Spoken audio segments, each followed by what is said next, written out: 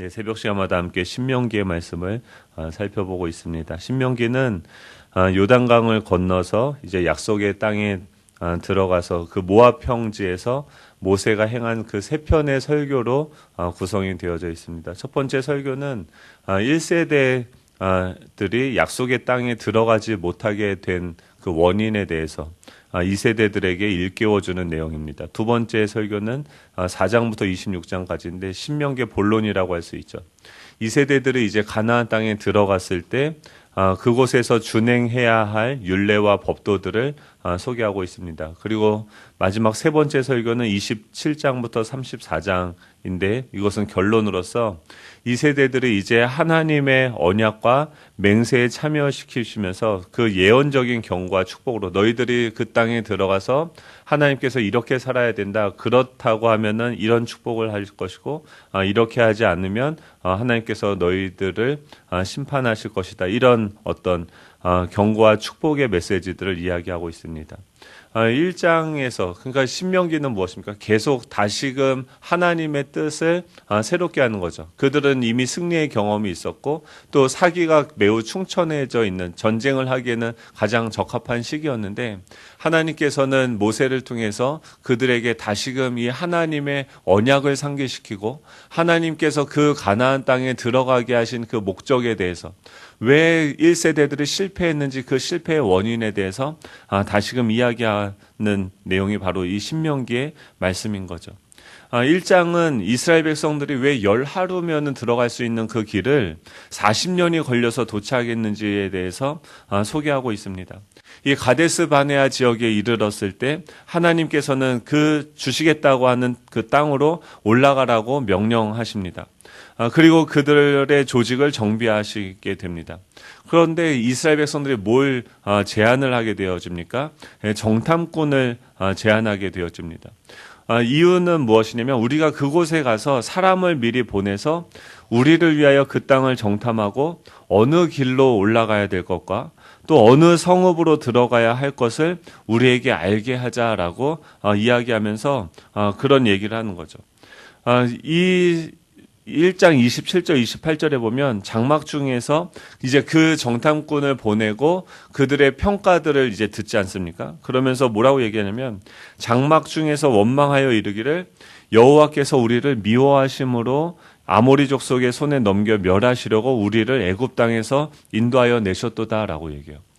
이 사람들은 이런 판단하는 거죠. 우리가 사람들 좀 보내서 그 땅을 정탐하고 전략을 가지고 어느 곳으로 먼저 우리가 치고 들어갈 것인지 우리가 한번 계획을 해보자라고 하고선 그 정탐꾼들을 보내죠. 그곳에 가서 그 정탐꾼들이 그 땅을 보고 난 어떤 판단, 그들의 생각을 가지고 와서 이스라엘 백성들에게 이야기해요. 그러자 이들이 바로 하나님을 원망하면서 뭐라고 얘기하냐면 여호와께서 우리를 미워하셔서 아모리 족속의 손에 넘겨서 멸하시려고 우리를 구원하셨다라고 얘기해요. 하나님께서 우리를 구원하신 목적이 우리를 미워하셔서 우리를 멸망하게 하려고 우리를 구원하셨다라고 이야기를 하게 됩니다. 그러면서 우리가 어디로 가랴라고 이야기하죠. 요즘에도 그렇지 않습니까? 우리가 어디로 가야 되는가? 계속 우리는 너무나도 익숙하게 염려하고 근심하게 되는데 내가 앞으로 어떻게 해야 되는가 이런 생각들을 너무나도 쉽게 얘기하는 거죠. 우리의 형제들이 우리를 낙심하게 하여 말하기를 그 백성은 우리보다 장대하며 그 성읍들은 크고 성곽은 하늘에 닿았으며 우리가 또 거기서 아낙 자손을 보았노라 하는도다 하기로라고 얘기하죠. 이거는요 지금 이들을 지금 사로잡고 있는 언어가 있어요. 그건 뭐냐면 모국어죠. 이스라엘 백성들의 애굽에서 이 사망과 죄와 그 사단의 종노릇하면서 그들의 뼛속까지 깊이 익숙한 그 언어가 있습니다. 멸망하게 하려고 한다. 하나님에 대한 관점도 무엇입니까? 하나님이 우리를 미워하신다. 하나님이 우리를 망하게 하려고 구원하셨다. 그러면서 그 생각이 그 마음속에 움직이게 되어지니까 그 언어가 들려지기 시작하니까 하나님을 원망하고 이제 우리는 어떻게 살아야 되는가 염려하게 되고 길을 잃어버리게 되어지는 거죠. 이 어떤 언어가 우리 가운데 움직이고 있는지 우리는 다시 되돌아봐야 되는 거죠. 왜 그들이 그 땅에 들어가지 못했습니까? 여전히 그 애굽의 언어가, 이 세상의 언어가, 옛 자아의 언어가, 이 사망의 언어가 우리 안에서 흐르고 있는 것이죠. 그런 그들에게 하나님은 뭐라고 말씀하십니까? 내가 너희에게 말하기를 그들을 무서워하지 말라, 두려워하지 말라. 너희보다 먼저 가시는 너희의 하나님 여호와께서 애굽에서 너희를 위하여 너희 목전에서 모든 일을 행하신 것 같이. 하나님은 어떤 분입니까? 그들한테 이렇게 해요. 무서워 말아라, 두려워 말아라. 너희보다 먼저 가시는 너희의 하나님 여호와께서라고 얘기해요. 하나님은 어떤 분이세요? 그들보다 앞서 가시는 분이죠. 지금 이들은 자기들의 앞서 사람들을 보내서 뭔가를 보려고 하는데 정탐꾼을 보냈는데 하나님께서 이미 그들의 정탐꾼이 되어주시는 거죠. 하나님이 이미 그 가나안 땅을 보시고 다 아시고 그들을 인도하고 계시는 거죠. 이스라엘 백성들이 그 땅에 있는 안악 자손이 아니라 그들 앞에서 그들을 인도하고 계시는 그 하나님을 바라보고 하나님만 바라보고 가게 되어지면은 그것이 산이든지 골짜기든지 주님 안에서 그 땅을 올라가고 정복할 수 있게 되어지는 것이죠. 하나님은요, 애굽에서 너희를 위해서 너희 목전에 모든 일을 행하신 것 같이 그 바로를 상대로 싸우고 또 그들을 구원하신 것처럼 이제도 너희를 위하여 싸울 것이며 광야에서도 너희가 당하였거니와 사람이 자기 아들을 안는 것 같이 너희의 하나님 여호와께서 너희가 걸어온 길에서 너희를 안으사 이곳까지 이르게 하셨느니라. 주님은 어떤 분이십니까? 애굽에서 그들을 구원하셨던 것처럼 그들을 구원하시고 또 그 바로와 싸우셨던 것처럼 함께 싸우시며 또 광야에서 그들을 안아주신 것처럼 지금도 내가 너희를 안고 함께 하겠다라고 말씀하시는 거죠. 이 일에 너희가 너희의 하나님 여호와를 믿지 아니하였도다. 그는 너희보다 먼저 그 길을 가시며 장막 칠 곳을 찾으시고 밤에는 불로 낮에는 구름으로 너희가 갈 길을 지시하신 자이시니라 라고 얘기하죠. 하나님이 어떤 분이십니까? 그 하나님의 이 광야는 무엇입니까? 1세대 백성들이 그 가나안 땅을 들어가는 것을 실패하고 하나님은 광야에서 무엇을 가르치세요? 하늘의 관점을 가르치는 거죠. 그들로 하여금 진정 살아가게 하는 그 힘이 어디서부터 나오는지 하늘에서 만나가 내려지고 또 하나님의 그 말씀으로 말미암아 이 땅에 샘물이 터지게 되어지고 그 하나님이 불기둥과 구름기둥으로 그들을 보호하시는 것들을 그들은 경험하면서 무엇을 알게 됩니까? 하나님이 어떤 분이신지를 알게 되어지는 거죠. 그 하나님의 말씀을 듣고 그 하늘의 언어가 우리를 다스려야 되는 거죠. 그 말씀이 우리의 육신이 되어야 되는 거죠. 그 말씀 안에 있는 하나님의 형상과 하나님의 나라가 우리 가운데 부어져서 날마다 우리 존재가 새롭게 되어져야 되는 거죠. 하지만 이스라엘 백성들은 어떤 언어가 흘러갔습니까? 우리 34절, 35절 같이 읽어볼까요? 시작. 너희에게 여호와께서 너희의 말소리를 들으시고 노하사 맹세하여 이르시되 이 악한 세대 사람들 중에는 내가 그들의 조상에게로 주기로 맹세한 좋은 땅을 볼 자가 하나도 없으리라. 그들은 뭐라고 얘기합니까? 아까 얘기했던 그 원망하여 이러기를 한 여호와께서 우리를 미워하심으로 우리를 아모리 족속의 손에 넘겨 멸하시고 우리를 멸하시려고 우리를 애굽 땅에서 인도하여 내셨다다. 이 하나님에 대한 잘못된 신인식이죠. 하나님에 대한 잘못된 정보를 가지고 그들은 그 언어로 이야기하는 거죠. 그것이 들리는 대로 하나님께서 그대로 행하시겠다라고 이야기하는 거죠. 왜 그렇습니까? 지금 그런 존재인 거예요. 이스라엘 백성들은 어떤 존재입니까? 그 말의 능력이죠. 이 광야에서 민수기 6장 24절 26절 뭐라고 합니까? 너희들이 축복하는 대로 내가 그들을 이스라엘 백성들을 축복하겠다. 하나님은요 하나님의 뜻을 말씀하시죠. 그 말씀은 우리 가운데 담으시죠. 그 말씀이 우리를 통해서 흘러가게 하시죠. 그것을 통해서 누가 일하십니까? 성령 하나님께서 그 말씀이 이 땅 가운데 이루어지게 하시는 거죠. 이 삼위 하나님의 그 공동체 연합의 그 사역 가운데 우리를 초청하시고 그 관계 가운데 우리를 초청하시고 그 관계의 그 하나님의 사역을 우리를 통해서 이 땅 가운데 이루기를 원하시는 거죠. 가나안 땅에 이스라엘 백성들이 들어가서 살게 하시는 목적이 무엇입니까? 그들의 삶과 그들의 존재와 그들의 관계를 통해서 이 삼위 하나님의 존재를 드러내는 거죠. 하나님의 영광을 보여주고 싶은 것이죠. 그것이 그들 가운데 움직여야 되는 거죠. 근데 그들은 무엇을 이야기합니까? 모국어를 얘기해요. 날 때부터 이 세상에서 듣고 자랐던 염려와 부정과 이 거짓의 언어들이 그들을 통해서 흘러나오는 거죠. 하나님이 보시기에 아직 안 된 거예요. 이대로 들어가봤자 가나안 땅을 있는 거주민들을 치우고 이들이 들어갈 이유가 없는 거죠. 왜 그렇습니까? 새로운 것을 보여줄 수가 없어요. 하나님을 닮지 않았어요. 하나님을 담아야 되죠. 그 언어 가운데 하나님이 보여야 되는 거죠. 우리는 어떤 존재입니까? 이 온도계가 아니라 온도 조절기와 같은 존재죠. 온도계는 어떻습니까? 주변의 상황을 그냥 그대로 반영하는 거죠. 그게 아니라 이 주변의 상황 맞죠? 그 안악자손이 얼마나 거대합니까? 그 땅이 얼마나 타락했습니까? 패악합니까? 그럼에도 불구하고 하나님이 우리를 그곳에 두신 이유는 무엇입니까? 온도 조절기와 같이 하나님의 뜻대로 이 땅을 다스리는 존재, 이 땅을 변화시키고 그 영혼들을 변화시키는 존재로 우리를 그곳에 두신 거죠. 이 땅을 보면, 세상을 보면 두렵고 염려하는 거예요. 부정적인 언어, 모국어를 하게 되는 거예요. 하지만 그곳에서 그 땅으로 보내신, 우리를 뿌리신 그 하나님을 보면 하나님께서 우리를 통해서 그 사람을 변화시키고 그 사회를, 그 세상을 변화시키시는 줄로 믿습니다. 그들은요, 그 땅에 들어가지 못합니다. 하지만 이 예외되어지는 사람이 있습니다. 36절과 38절인데요. 제가 읽을게요.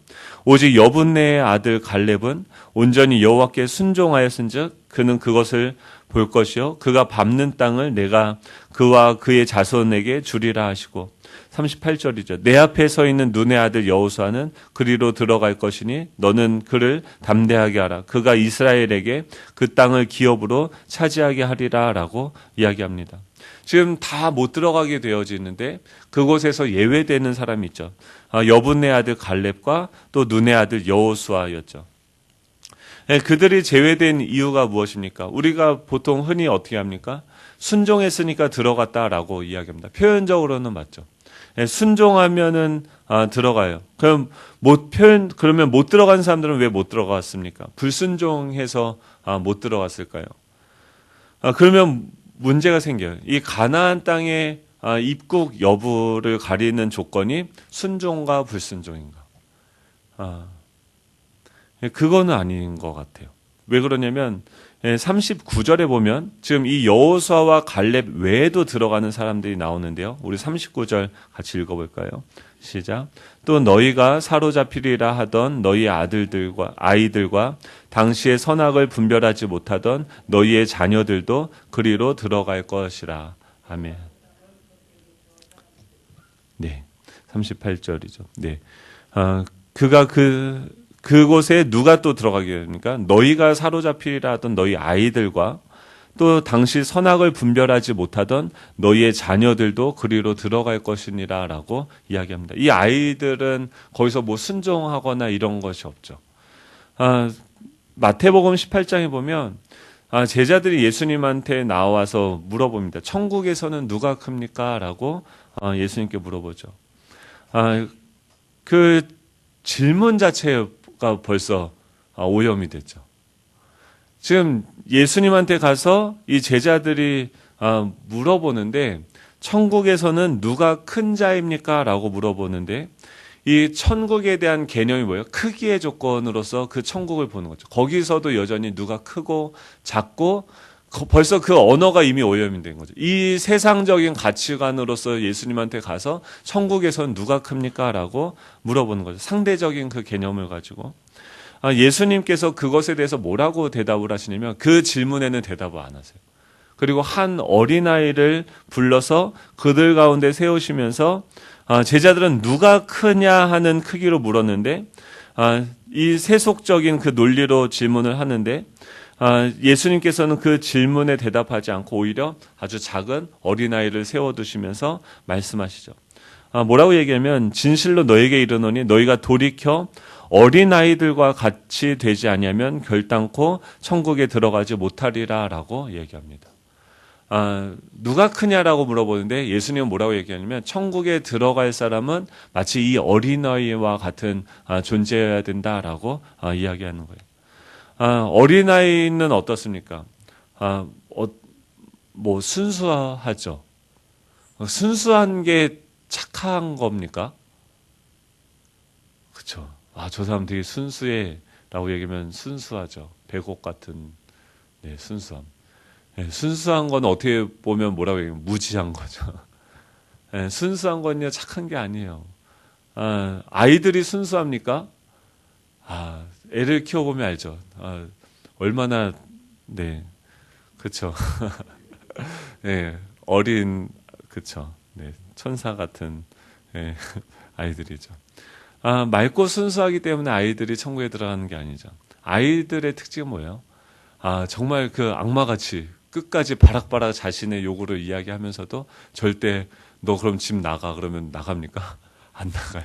어떻게 막 좀 전까지 그렇게 엄마한테 맞다가도 좀 있다가 웃으면서 엄마한테 매달리는 게 아니죠. 아이들의 특징은 뭐예요? 아빠 없이 못 산다는 거예요. 절대적 의존성을 이야기하는 거죠. 천국에 들어가는 사람, 가나안 땅을 취하는 사람은 무엇입니까? 믿음이 있는 사람이 들어가요. 누가 그 땅을 취하게 됩니까? 오직 믿음으로 들어간다는 거예요. 그건 무엇입니까? 하나님만 믿는 거예요. 지금 들어가지 못한 사람들, 여호수아와 갈렙은 어떻게 그 땅을 봤습니까? 믿음으로 본 거예요. 하나님의 약속, 그 사람들이 뭐 순종한 게 뭐가 있어요? 뭘 행한 게 뭐가 있습니까? 행한 게 아니라 믿음으로 그 땅을 본 거예요. 무엇을 믿었습니까? 아빠가 이 땅 주신다고 해서 그 아버지의 말씀을 믿고 보니까 그 땅이 너무나도 좋고 하나님이 우리에게 준 땅은 정말 좋은 땅이 하면서 기뻐하는 거죠. 어린아이와 같이 기뻐하는 거죠. 그런데 반면에 들어가지 못한 사람들의 특징은 무엇입니까? 그들에게 정탐꾼을 보내고 그것을 보고서 자기가 판단을 해서 들어갈 만하면 들어가는 거예요. 하나님이 뭐라고 얘기했든지 그게 중요한 게 아니라 내가 보기에 그 땅이 들어가서 취할 것 같으면 들어가는 거예요. 그리고 그 땅을 내가 들어가지 못할 것 같으면 들어가지 못한다라고 생각하는 거예요. 뭘 믿는 겁니까? 하나님을 믿는 것이 아니라 자신의 판단을 믿는 거죠. 여전히 선악과를 따먹은 상태로 자신이 그 판단의 주체가 되어진 거죠. 그들이 왜 들어가지 못하는지 이것이 순종이 아니라 믿음이라는 것을 다시금 이야기하는 내용들이 40절부터 나오죠. 40절, 41절에 보면 너희는 방향을 돌려. 지금 그들은 어떻게 됩니까? 들어가지 못한다라고 얘기해요. 그리고 그들에게 뭐라고 얘기합니까? 너희는 방향을 돌려서 홍해길을 따라 광야로 들어가라라고 이야기하자 41절에 뭐라고 합니까? 너희가 대답하여 내게 이르기를 우리가 여호와께 범죄하였사오니 우리 하나님께서 우리에게 명령하신 대로 우리가 올라가서 싸우리라. 이 사람들이요 뭔가 철이 든 것처럼 다시 얘기해요. 여호와께 범죄하였사오니 막 회개하는 거죠. 그러면서 순종하려는 것처럼 보여집니다. 우리가 이제 하나님께서 명령하신 대로 우리가 올라가서 싸우리라라고 얘기했지만 이미 배는 떠났죠. 주님이 뭐라고 얘기합니까? 너희가 각각 무기를 가지고 경솔히 산지로 올라가려고 할 때 여호와께서 내게 이르시되 너는 그들에게 이르기를 너희는 올라가지 말라 싸우지도 말라 내가 너희 중에 있지 아니하니 너희가 대적에게 패할까 하노라라고 내가 너희에게 말하였으나 너희가 듣지 아니하고 여호와의 명령을 거역하고 거리낌 없이 산지로 올라가매 그 산지에 거주하는 아모리 족속이 너희에게 마주 나와 벌떼같이 너희를 쫓아 세일산에서 쳐서 호르마까지 이른지라라고 얘기해요. 아까는 가라고 했는데 가지 않아요. 자신들이 보니까 이길 수 없을 것 같은 거예요. 그래서 가지 않아요. 이제는 그럼 돌아가서 광야로 가라라고 얘기하니까 또 광야로 가지 않고 우리가 잘못했습니다. 아까 우리가 잘못 판단을 했네요 하면서 다시 들어갑니다. 지금 이 사람들은 목적이 뭐예요? 하나님의 의중, 하나님의 뜻이 중요한 게 아니에요. 그냥 가나안 땅을 차지하기 위해서 우리가 전략을 짜고 계획을 하는 거죠. 그리고 그것이 할 수 있을 것 같으면 하고 못할 것 같으면 안 하는 거죠. 그건 믿음으로 살아가는 것입니까? 그게 아니죠. 여전히 자신의 판단으로 종교적으로는 하나님을 위한 어떤 일을 하고 있어요. 하나님께서 약속하신 그 땅을 위해서 나아가는 것 같고 회심하는 것 같고 뭔가 어떤 일들을 사역들을 하고 있죠. 그런데 그 중심에 움직이는 그 언어는 뭡니까? 원리는 무엇입니까? 여전히 자신의 판단이고 여전히 이 땅에 있는 그 관점이고 자신의 그 모국어가 자신 안에 여전히 내가 왕이 되어서 움직이고 있는 거죠. 예, 말씀을 정리합니다. 예, 하나님은 어떤 분이십니까? 예, 하나님은 우리를 애굽에서 구원하신 것처럼 모든 일을 지금도 구원의 역사를 행하고 계시는 분이십니다. 예, 주님은 우리를 위해서 싸우고 계십니다. 또 우리를 안아주시고 우리 앞서 행하고 계십니다. 예, 우리는 무엇을 믿어야 됩니까? 나의 능력, 나의 판단, 내 어떤 생각이 아니라 누가 그 땅을 차지할 수 있습니까? 오직 믿음이 있는 사람이죠. 예, 내 앞서 가시는 그 하나님, 우리 정탐꾼이 되시는 그 하나님, 그 하나님을 어린아이와 같이 절대적으로 의존하는 자. 예, 이 사람은 어때요? 다 이 가나안 땅에 다 있다 하더라도 다 주었다 하더라도 하나님이 나와 함께 하지 아니하시면 내게 아무 소용이 없습니다라고 이야기하는 그 어린아이와 같은 사람. 예, 그 사람이 그 땅을 차지하는 줄로 믿습니다. 예, 주님은 우리를 어떤 존재로 부르셨습니까? 우리는 온도계가 아니라 온도 조절계가 같은 존재인 거죠. 예, 우리의 상황은요, 안악자손이 있죠. 우리는 결코 이길 수 없죠. 하지만 주님께서 우리 아빠가 그곳에 보내셨다고 하면 하나님을 믿어야 되는 거죠. 예, 하나님을 믿고 하나님의 믿음의 말을 하기를 축복합니다. 그 귀에 무엇이 들리는 대로 하나님께서는 일하시는 거죠. 이 생명, 이 천지를 창조하셨던 그 하나님의 말씀이 우리 가운데 담겨져서 우리를 통해서 선포돼야 되는 거죠. 어두움 가운데 빛이 있으라고 말씀하셨던 그 말씀이 우리를 통해서 선포되어졌을 때 성령 하나님께서 그 일들을 이루어 가시는 줄로 믿습니다. 오늘도 나는 할 수 없습니다. 오직 주님만이 하실 수 있습니다. 주님만 바라보고 의존하고 주님만 신뢰하는 저와 여러분이 되면 좋겠습니다. 기도하겠습니다. 하나님 감사드립니다.